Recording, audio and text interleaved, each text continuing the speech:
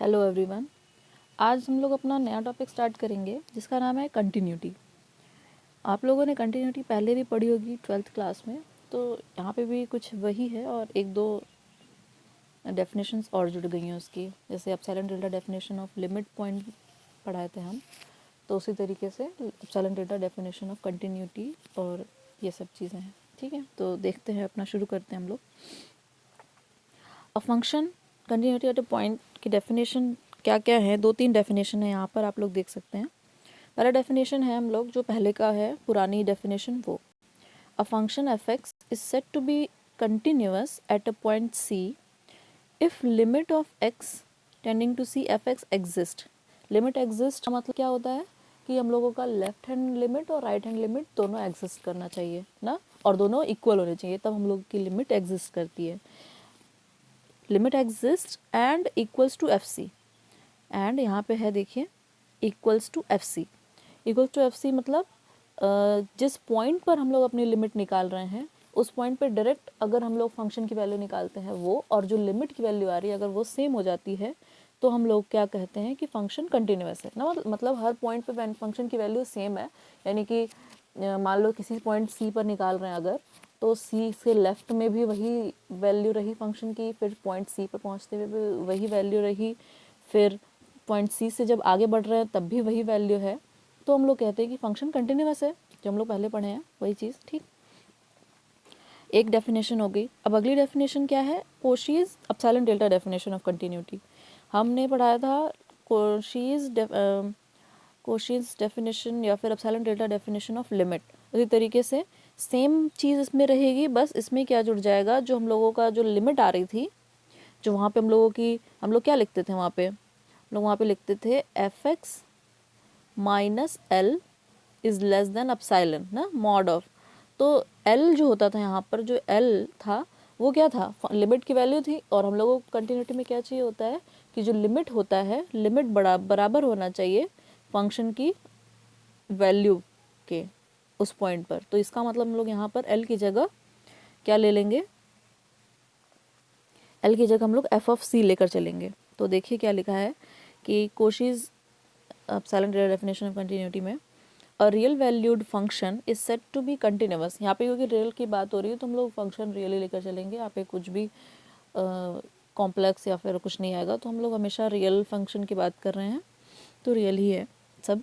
तो real valued function is said to be continuous at a point c, किसी भी पॉइंट पर, for each epsilon greater than zero there exist delta, for each epsilon greater than zero there exist delta such that mod of fx minus fc is less than epsilon when mod of x minus c is less than delta। जैसे उसमें हम क्या बताए थे कि उसमें क्या बताए थे हम, लिमिट की वैल्यू क्या होती थी, फॉर एवरी, वैल्यू नहीं, लिमिट की definition, for every epsilon greater than zero हम लोग के पास there exist delta greater than zero such that mod of f x minus l is less than epsilon. इसका मतलब क्या होता था, हर एप्सिलॉन के लिए हम लोगों के पास एक डेल्टा ज़रूर मिलेगा। जैसे हम क्वेश्चन में बताते थे कि अगर हम लोग डेल्टा और एप्सिलॉन में कुछ रिलेशन निकाल देते थे ना, तो डेल्टा की कुछ वैल्यू आती थी एप्सिलॉन के रूप में, यानी कि एप्सिलॉन की कुछ भी वैल्यू हम लोग डाल दें, हम लोग कुछ डेल्टा की मान लो कुछ हम लोग के पास आ गई रिलेशन एप्सिलॉन बाई 4 मान लो, तो हम लोगों को एप्सिलॉन कुछ भी डाल दें हम लोग को एक डेल्टा मिल जाएगा, वहाँ से मिल जाएगा ना। अगर यहाँ पे एप्सिलॉन की वैल्यू 0 रख दें, डेल्टा की वैल्यू 0 मिल जाएगी, एप्सिलॉन की वैल्यू 1 रख दें, डेल्टा की वैल्यू 1/4, मतलब कि हर एप्सिलॉन के लिए हम लोगों के पास एक डेल्टा ज़रूर होगा जो कि इस कंडीशन को सेटिस्फाई करेगा। उसके साथ क्या थी condition, x minus c is less than delta, ये कंडीशन थी। उसी तरीके से सेम बस यहाँ पर है कि for every epsilon greater than zero, देखिए इसकी डेफिनेशन में, for every epsilon greater than zero there exist delta such that f x minus f c, यहाँ पे एल था, यहाँ पे एफ सी हो गया, यानी कि एल की जो वैल्यू होगी वो एफ ऑफ सी ही होनी चाहिए, नहीं तो फंक्शन कंटिन्यूअस नहीं होता है। ठीक, जैसे यहाँ पर था कि लिमिट एग्जिस्ट करनी चाहिए, यानी कि left hand limit right hand limit दोनों सेम होनी चाहिए और इक्वल्स टू एफ ऑफ सी होनी चाहिए। उसी तरीके से यहाँ पे लिमिट एल जो होती वो एफ ऑफ सी ही होनी चाहिए, व्हेन क्या है, x minus c is less than delta. ठीक, ये सेम वैसा ही है, बस एल की जगह हम लोग एफ से रख दिए हैं। वे हम लोग की कंटिन्यूटी की एप्सिलॉन डेल्टा डेफिनेशन हो गई है, ठीक। उसके बाद एक और डेफिनेशन है सीक्वेंशियल कंटिन्यूटी और हाइंस डेफिनेशन ऑफ कंटिन्यूटी। इसमें क्या है देखिए, सीक्वेंस आप लोग पढ़े होंगे पहले भी और अभी भी पढ़े होंगे। तो सीक्वेंस क्या होता है, कोई फंक्शन मतलब जब कोई फंक्शन कहाँ से, नेचुरल नंबर के सेट से कहाँ पे जाता है, कोई भी रियल नंबर का सेट। एस क्या है यहाँ पर, S is contained in are. तो अगर कोई भी फंक्शन जिसका डोमेन नेचुरल नंबर है, वो जो फंक्शन बनाता है उसको हम लोग सीक्वेंस बोलते हैं, ठीक। जैसे कि हम लोग अगर एक कुछ एग्जांपल में देख लें सीक्वेंस का, कि अगर मान लो कि नेचुरल सेट डोमेन तो हम लोग का नेचुरल नंबर ही रहेगा ना, नेचुरल नंबर रहेगा, यानी कि 1 2 3 यही आएंगे यहाँ पर। हम लोग यहाँ से कुछ कहीं किसी सेट पर ले जाएं, रियल नंबर का सेट है मान लो, रियल नंबर का सेट का मतलब कि रियल नंबर के सेट का सबसेट है, यानी कि मान लो ये एस है जो कि कंटेन्ड है आर में। तो यहाँ पर मान लो कि कुछ आ जाता है 1 की इमेज। फंक्शन हम लोग का क्या है, फंक्शन f इक्वल्स टू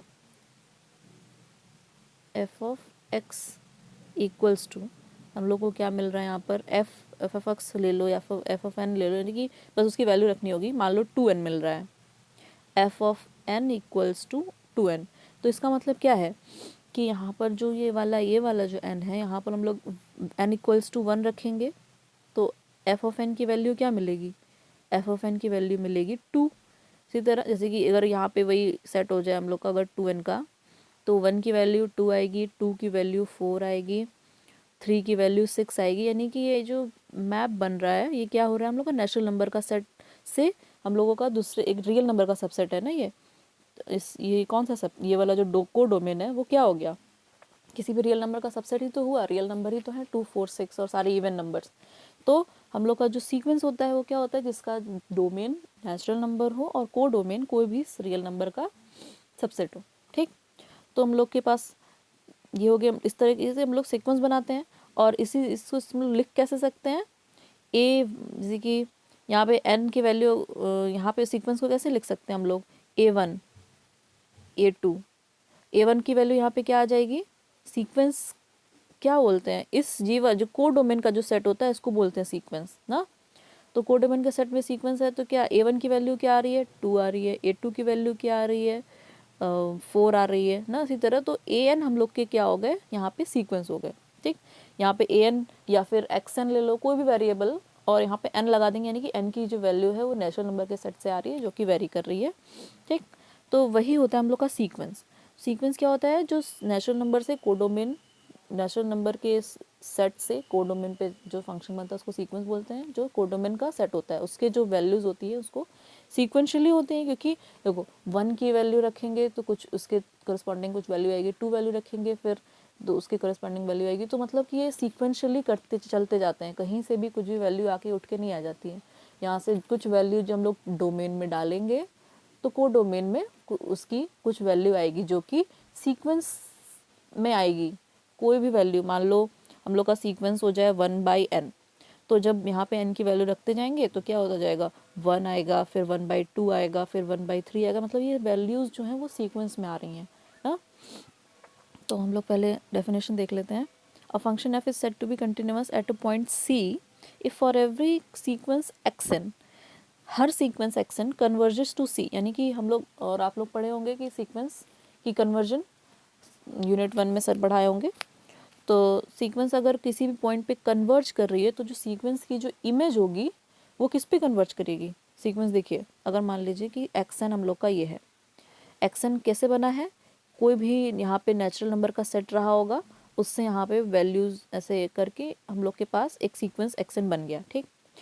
ये यहाँ पे कुछ डोमेन था नेचुरल नंबर का और यहाँ पे एक को डोमेन है जिसकी वैल्यूज़ को हम लोग सीक्वेंस बोल रहे हैं, ठीक। अब ये इसमें जो वैल्यूज़ हैं वो किसी नंबर पे अगर कन्वर्ज कर रही हैं, जैसे कि अगर मान लो कि हम लोग के पास सीक्वेंस होती है 1/n, तो ये किस पे कन्वर्ज करती है, ये देखो पहला वैल्यू क्या आता है इसका, 1 रखेंगे तो 1 आएगा, फिर 1/2 आएगा, फिर 1/3 आएगा, यानी कि इस वैल्यू घटती जा रही है। ये कहाँ पे कन्वर्ज करती है, ये टेंडिंग टू 0 होती है, 0 पे कन्वर्ज करती है। यहाँ पे मान लो अगर फंक्शन 1/n था तो 0 पे कन्वर्ज कर रही थी। तो इसी तरीके से अगर इस सीक्वेंस की हम लोग अगर किसी इमेज निकालें किसी फंक्शन पे ना, इस सीक्वेंस की अगर इमेज निकालें तो ज़ीरो जहाँ पे ज़ीरो की जो इमेज होगी यहाँ पर क्या हो जाएगी, एफ ऑफ ज़ीरो हो जाएगी ज़ीरो की इमेज। ठीक, बाकी फंक्शन की जो वैल्यूज़ हैं उसकी जो इमेज होगी वो होगी ज़ीरो की इमेज क्या होगी, एफ ऑफ ज़ीरो। तो वही बोल रहा है कि अगर हम लोग के पास कोई सीक्वेंस हो एक्स एन, मान लो इधर से एक्स एन यहाँ से है और इसकी इमेज क्या यहाँ हो जाएगी, एफ ऑफ एक्स एन हो जाएगी ना। इसकी इमेज अगर हम लोग निकालें तो क्या हो जाएगी, एफ ऑफ एक्स एन।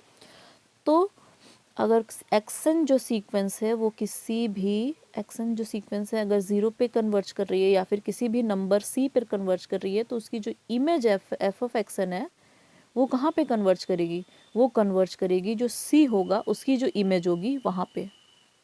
यहाँ पे सी मान लो ज़ीरो पे लिए थे तो ये ज़ीरो किस पे कन्वर्ज कर रहा है, एफ ऑफ ज़ीरो पे। उसी तरीके से यहाँ पर अगर वन और क्या कैसे हम लोग सीक्वेंस लिए थे, 1/n सीक्वेंस थी हम लोग की, तो 1, 1/2, 1/3 वैल्यूज आ रही थी। तो 1 किस पे जाएगा, एफ ऑफ 1 पे। 1/2 किस पे जाएगा, 1/2 किस पे जाएगा, एफ ऑफ 1/2 पे ना। तो उसकी जो सीक्वेंस होगी किस पे कन्वर्ज करेगी, वो कन्वर्ज करेगी एफ ऑफ सी पर। समझ में आया। तो इसी तरीके से हम लोग फिर से एक बार पढ़ते हैं हम लोग, a function f is set to be continuous at a point सी।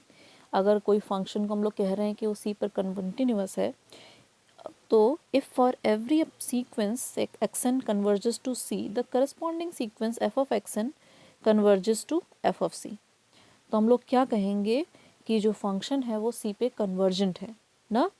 देखिए दैट इज़, यहाँ पे दैट इज़ करके लिखा हुआ है कि अगर हम लोग की जो सीक्वेंस एक्सन है वो कन्वर्ज, यानी कि उसकी लिमिट, कन्वर्ज करना मतलब उसकी लिमिट अगर निकाले तो किसी पॉइंट पे जाए, उसकी लिमिट अगर सी पे जा रही है तो उसकी जो इमेज, सीक्वेंस की अगर इमेज ले लेंगे तो उसकी लिमिट किस पे जानी चाहिए, एफ ऑफ सी पे। तो हम लोग क्या बोलते हैं कि जो फंक्शन है f is set to is continuous at a point सी।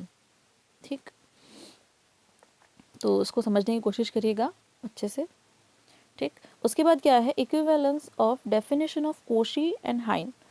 कोशी और हाइन की डेफिनेशन की इक्विवेलेंस देखनी है, यानी कि अगर हम लोग किसी फंक्शन को दिखा दें कि वो कोशी की डेफिनेशन से दिखा दें कि कंटिन्यूअस, यानी कि एप्सिलॉन डेल्टा से हम लोग प्रूफ कर दें कि कंटिन्यूअस है। अगर हाइन, अगर कोई बोल दे कि नहीं हाइन की तरफ से तो कंटिन्यूअस हो ही नहीं रहा है, तो ये इसके लिए क्या करेंगे, तो ऐसा हो ही नहीं सकता, क्योंकि दोनों जो डेफिनेशंस हैं वो इक्विवेलेंट है आपस में। यानी कि अगर हम लोगों को कोशी से हम लोग दिखा देंगे कोई फंक्शन अगर कंटिन्यूअस है तो वो हाइन से भी कंटिन्यूअस होगा ही होगा। ठीक, तो उसके लिए एक थ्योरम है। थ्योरम क्या लिखी है, a function f which is continuous at a point by Cauchy's definition it is also continuous by Heine's definition and conversely. यानी कि अगर कोई फंक्शन कोशी की डेफिनेशन से कंटिन्यूअस है तो हाइन से भी कंटिन्यूअस होगा, और अगर हाइन से कन्वर्सली का मतलब क्या होता है कि उसका उल्टा भी, तो अगर हाइन से कंटिन्यूअस है तो वो कोशी से भी कंटिन्यूअस हो जाएगा। ठीक, इसका मतलब ये है।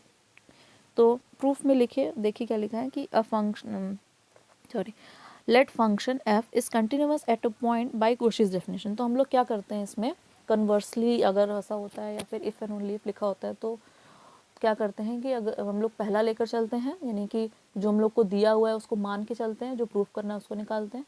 फिर दूसरी पार्ट में क्या करते हैं कि जो प्रूफ किए हैं उसको मान के चलते हैं, फिर जो हम लोग लिए थे पहले वाले पार्ट में उसको प्रूफ करके निकालते हैं। यानी कि इसमें क्या करेंगे, पहले ले लेंगे कि यहाँ ये कोशीज डेफिनेशन से कोई फंक्शन कंटिन्यूअस है, उसको दिखा देंगे कि हाइन से भी होगा। फिर क्या करेंगे कि ले लेंगे हाइन से डेफिनेशन कंटिन्यूअस है और फिर दिखा देंगे कोशी से भी कंटिन्यूअस होगा। तो हम लोग पहले क्या लेकर चल रहे हैं कि कोई भी फंक्शन है मान लो किसी पॉइंट ए पर कंटिन्यूअस है, किस डेफिनेशन से, कोशी की डेफिनेशन से।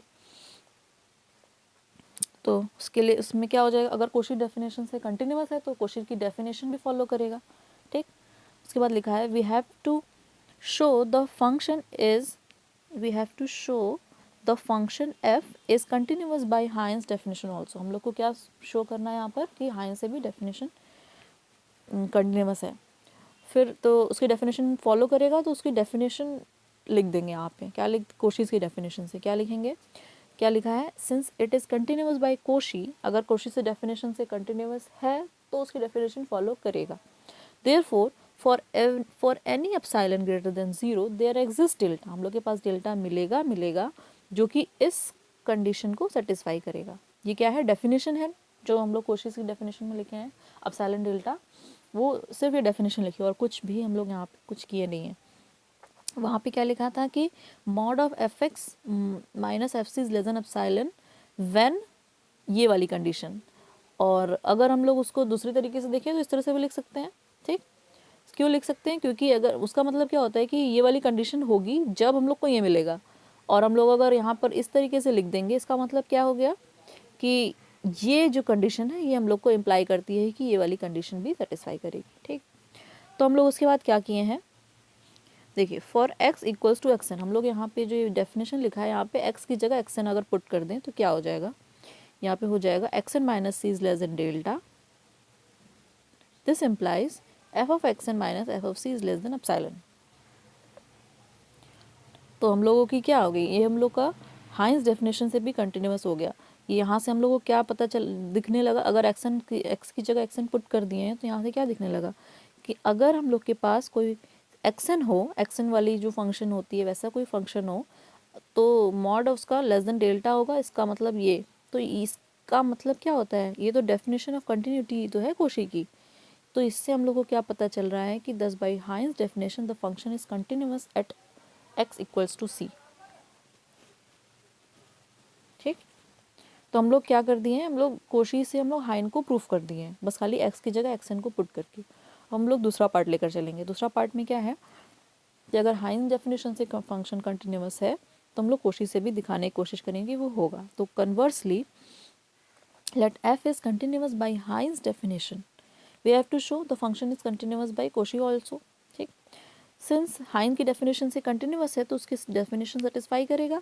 तो उसके डेफिनेशन से हम लोग क्या लिख दिए हैं कि जो लिमिट है एन टेंडिंग टू इन्फिनिटी पे एक्सन की वो c है और एफ ऑफ एक्सन की limit tending to infinity f c है। ठीक, फिर हम लोग क्या कर रहे हैं, देखिए सपोज कर रहे हैं हम लोग डायरेक्ट, अगर हम लोग बोल देंगे कि कोशी की है तो उसको कैसे प्रूफ कर रहे हैं उसको देखिए, उसका तरीका कैसे है कि suppose f is not continuous by Cauchy. अगर हम लोग सपोज कर लें कि फंक्शन कोशी की डेफिनेशन से कंटिन्यूस नहीं है तो उसका मतलब क्या होगा कि कोशी की डेफिनेशन सेटिस्फाई नहीं करेगा।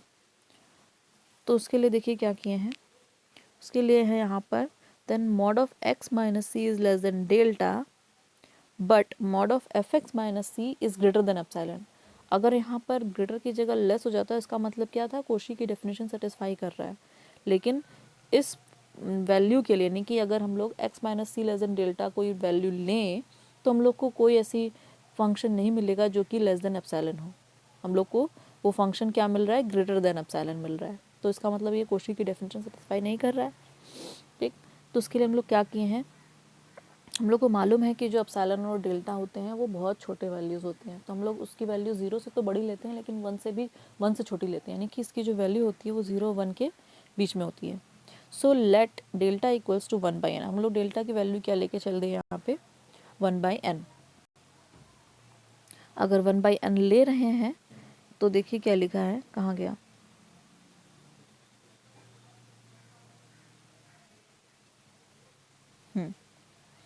तो 1/n लिए for every n belongs to natural number, यानी कि यहाँ पे हम लोग कैसे जैसे उसमें बता रहे थे वैसे ही कुछ है कि अगर यहाँ पे n की कुछ भी वैल्यू रख देंगे, ये देखिए n belongs to natural number, यानी कि n कहाँ से, नेचुरल नंबर के सेट से आ रहा है। n की वैल्यू 1 रखेंगे इसकी वैल्यू 1 के बराबर आ जाएगी, लेकिन अगर 2 रखेंगे उसकी वैल्यू घटती जाएगी और कितनी बड़ी वैल्यू रख दें इसकी वैल्यू जो है यहाँ पर 0 और 1 के बीच में ही रहेगी, 1 और 1 से कम। ठीक, 0 भी कभी नहीं पहुँचेगी क्योंकि हम लोग को पता है कि इन्फिनिटी एग्जिस्ट नहीं करती है, तो हम लोग उसको इन्फिनिटी पे मतलब ले तक की तरफ पहुँचा तो सकते हैं, मतलब उसकी तरफ ले जा सकते हैं लेकिन डायरेक्ट इन्फिनिटी तक पहुँच नहीं सकते हैं।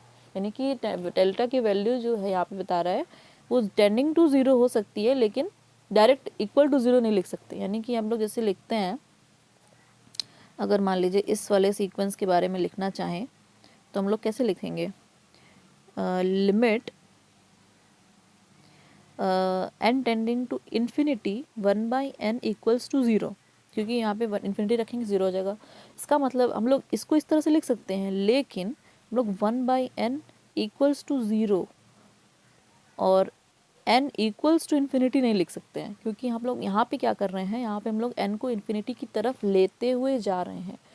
और इस पूरे का मतलब क्या है, 1/n की जो लिमिट है उसकी लिमिट ज़ीरो है, उसकी वैल्यू ज़ीरो नहीं है ना। इसका मतलब ये होता है कि उसकी लिमिट, यानी कि उसकी लिमिट मतलब कि किसी कोई सीमा है उसकी, उसके आगे नहीं जा सकती, ज़ीरो ही है, ज़ीरो के आगे वो पहुंच ही नहीं सकता ना। इसकी हम लोग की जो लिमिट निकाल रहे हैं वो ज़ीरो है, डायरेक्ट इसकी वैल्यू ज़ीरो नहीं है। और यहाँ इसका मतलब क्या होगा कि हम लोग डायरेक्ट उठा के इन्फिनिटी रख दिए, इन्फिनिटी हम लोग को पता ही नहीं तो रखेंगे कहाँ से, ठीक। तो ये चीज़ है। तो यहाँ पे हम लोग क्या देख रहे थे कि डेल्टा की वैल्यू 0 और 1 के बीच में है। तो कि हम लोग माने क्या कि delta equals to 1/n for every n belongs to natural number there exist xn। हम लोग के पास एक xn ऐसा मिलेगा जो कि जिसका डिफरेंस हम लोग सी से निकालेंगे तो 1/n से लेस आएगा। हम लोग क्या किए हैं कि ये वाली कंडीशन में बस उठा करके x की जगह xn और डेल्टा की वैल्यू जो माने हैं वो रख दिए हैं। बट अगर हम लोग यहाँ पे xn रख दें तो एफ ऑफ सी इसकी value less greater than epsilon ही आएगी ना, क्योंकि हम लोग ऊपर हम लोग लेके क्या चलेंगे, कोशी की डेफिनेशन से ये ट्रू नहीं है।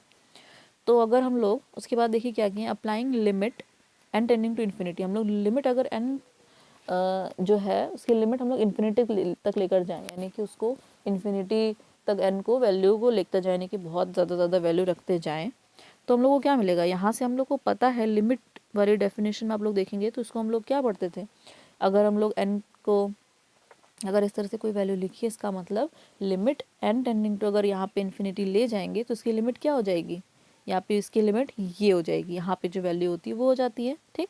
वही लिखा है यहाँ पर कि limit tending to infinity xn equals to c। अगर हम लोग यहाँ ये वाले इस वाले में हो जाइए, अगर हम लोग यहाँ पर n टेंडिंग टू इन्फिनिटी डालते हैं तो हम लोग क्या हो जाएगा कि xn की जो लिमिट है वो क्या हो जाएगी, c के बराबर हो जाएगी। बट यहाँ पर यहाँ पे क्योंकि ये लेस देन नहीं, यहाँ पे ग्रेटर देन है, तो इसका मतलब क्या हो जाएगा कि अगर इसको हम यहाँ पर इन्फिनिटी डालेंगे, यानी कि xn टेंडिंग टू इन्फिनिटी रखेंगे, तो वो एफ ऑफ सी के इक्वल नहीं आएगी, ठीक।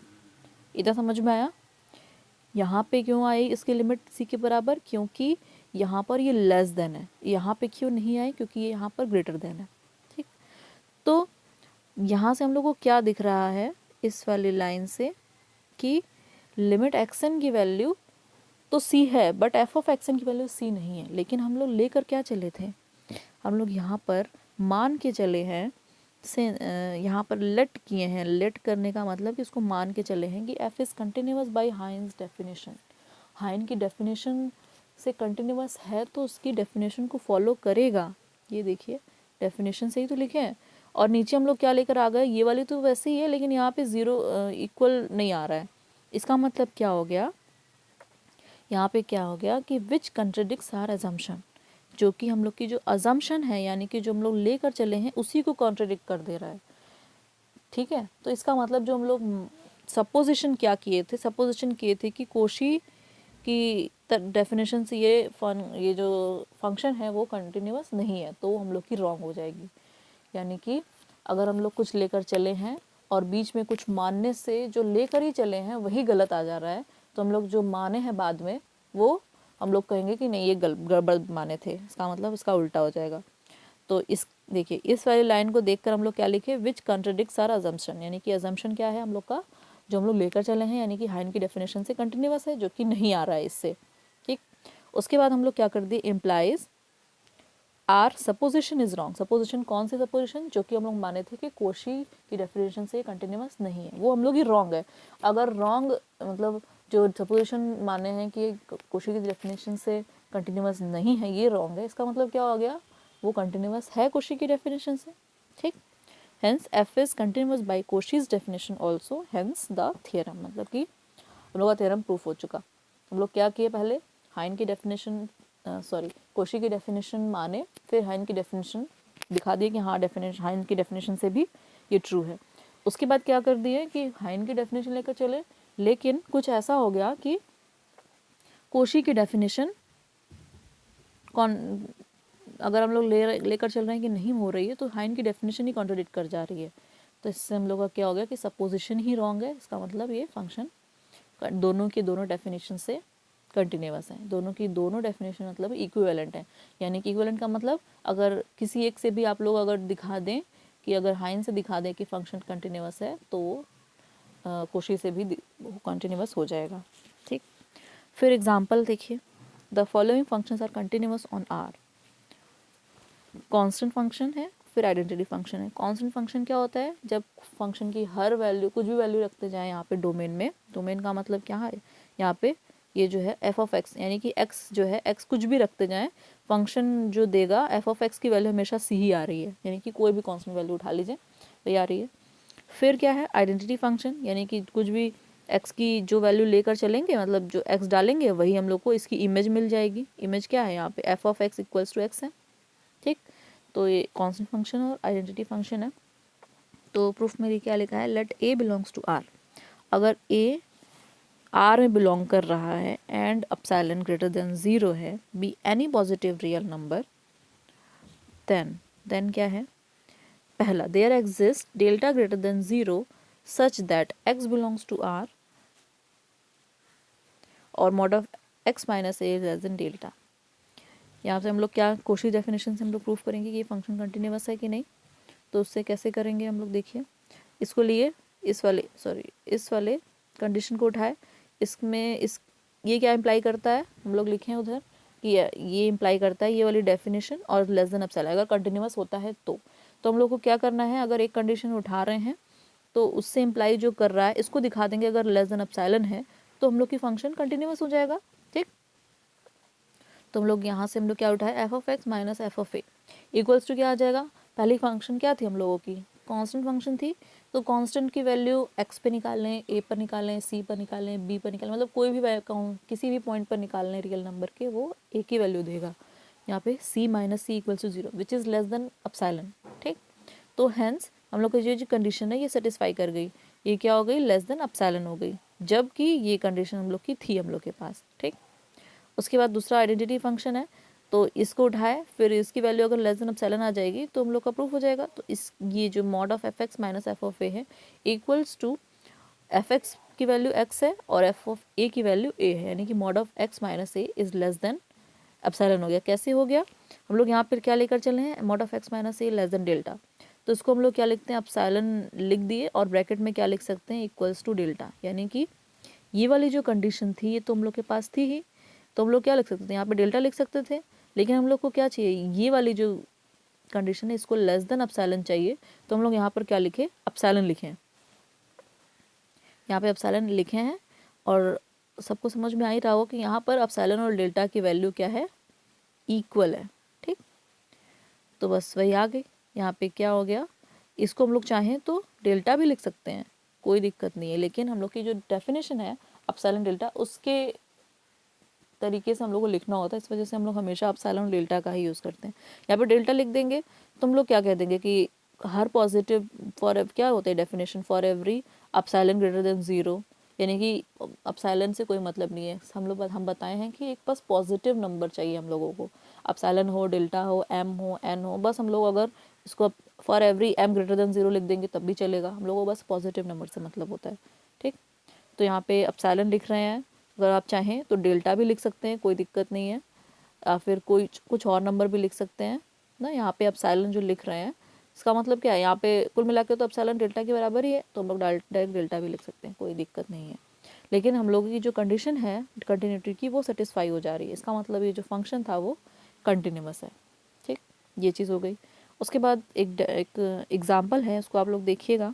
एग्ज़ाम्पल जो हम लोग पहले पढ़े हुए हैं उसके ही फॉर्मूले पर, यानी कि 0 + h 0 - h वाले फंक्शन पे, तो उससे हम लोग निकाले हैं इसकी लिमिट,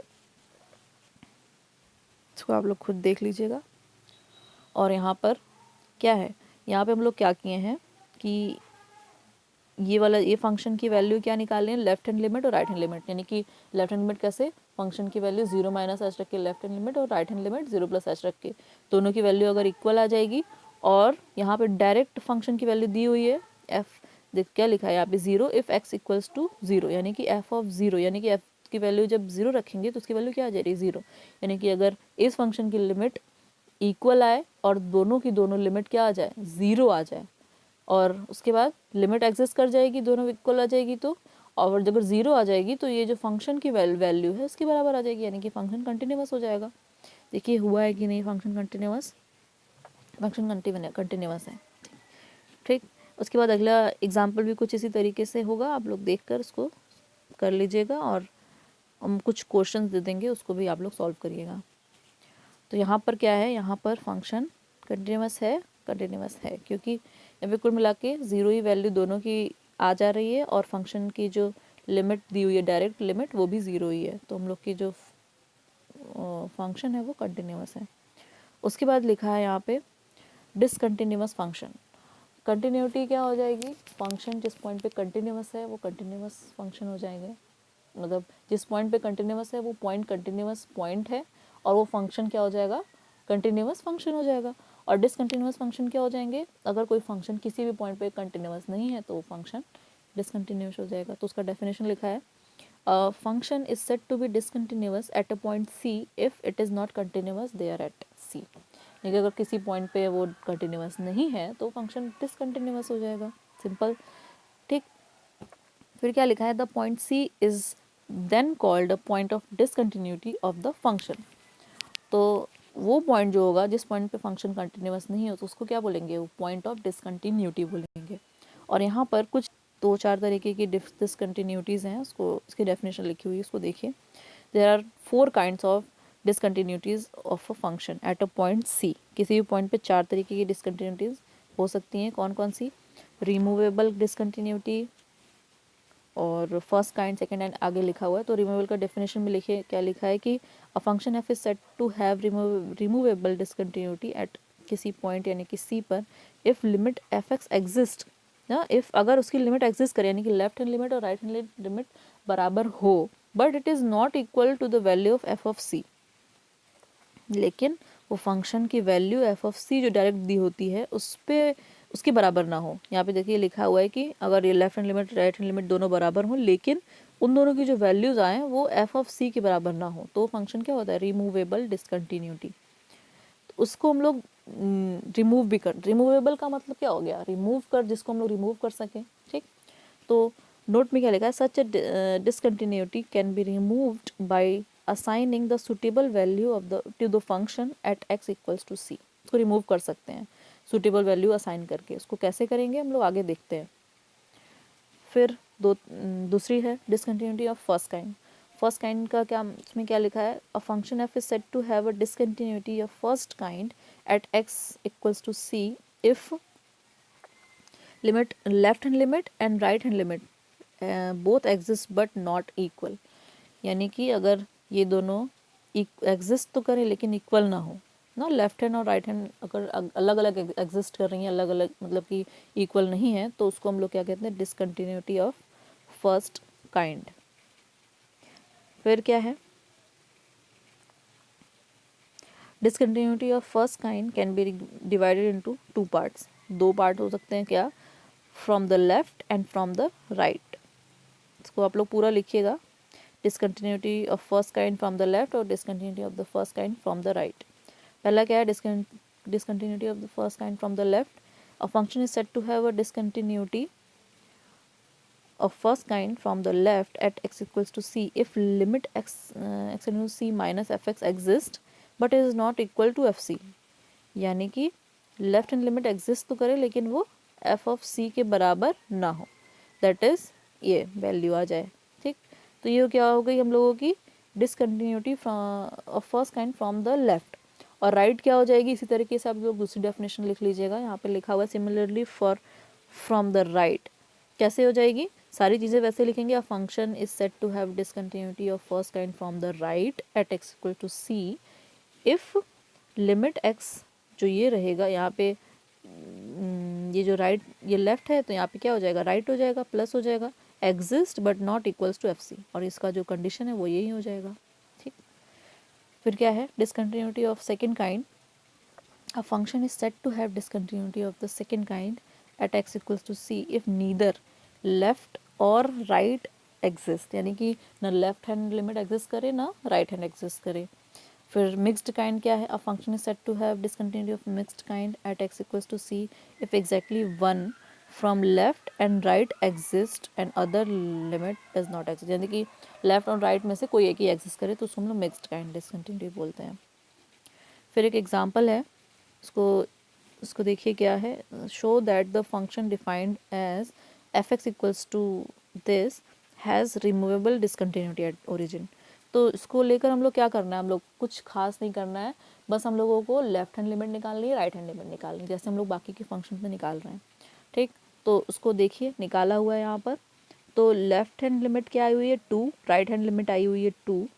तो यहाँ पे क्या है, रिमूवेबल डिसकंटिन्यूटी क्या होती है कि राइट और लेफ्ट की लिमिट इक्वल होनी चाहिए, लेकिन वो फंक्शन की जो वैल्यू है उसके बराबर नहीं होनी चाहिए।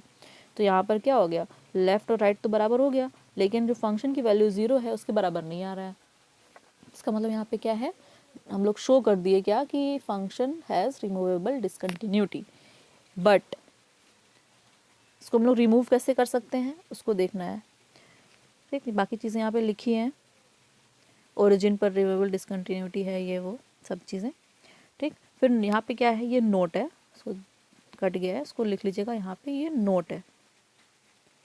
नोट क्या है, discontinuity can be removed by redefining the function at the origin such as f of 0 equals to 2। इसको रीडिफाइन कर देंगे। हम लोग क्या करते हैं, लेफ़्ट और राइट तो एग्जिस्ट करती ही है, ये जो है लेफ़्ट और राइट तो एग्जिस्ट करती है, तो हम लोग की जो फंक्शन हम लोग जो लिखे थे आगे f of x equals to something something यहाँ पे था, यहाँ पे 0 था, तो उसको हम लोग क्या कर देंगे, यहाँ पे 2 लिख देंगे। तो इसको रिमूव कर दिए हम लोग, इसको रीडिफाइन कर दिए फंक्शन को। अगर हम लोग यहाँ पे जो फंक्शन की वैल्यू हो वो लिख दें at x not equal to 0, और एट एक्स इक्वल्स टू 0 पे sorry at x equals to 0 पे हम लोग फंक्शन की वैल्यू अगर 2 डिफाइन कर दें तो ये फंक्शन कंटिन्यूस हो जाएगा। तो इसी तरीके से हम लोग उसको रीडिफाइन करके रिमूव कर सकते हैं डिसकंटिन्यूटी को। ठीक, फिर ये नया क्वेश्चन लिखा है फंक्शन एफ, ये क्वेश्चन है, a function f is defined on R by this this this this this. तो आप लोग उसको सॉल्व करिएगा, हम कुछ और क्वेश्चन देंगे, उसको भी सॉल्व करिएगा। ठीक, तो आज के लिए बस इतना ही, थैंक यू।